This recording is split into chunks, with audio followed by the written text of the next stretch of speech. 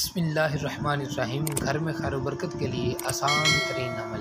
پیارے ناظرین، بعد نماز فجر 11 مرتبہ یہ کلمات پڑھنے ہیں۔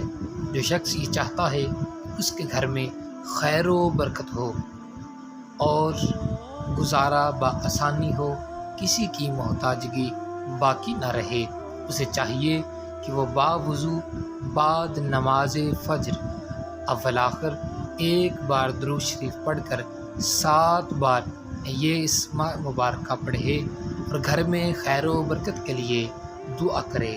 انشاءاللہ العزیز اللہ پاک کے فضل و کرم سے برکتوں کے دروازے کھل ہو جائیں گے، ہر طرف آسانی ہی آسانی ہوگی، رزق کی فراوانی ہوگی۔ واسماء کیا ہیں؟ سماعت فرمائیے۔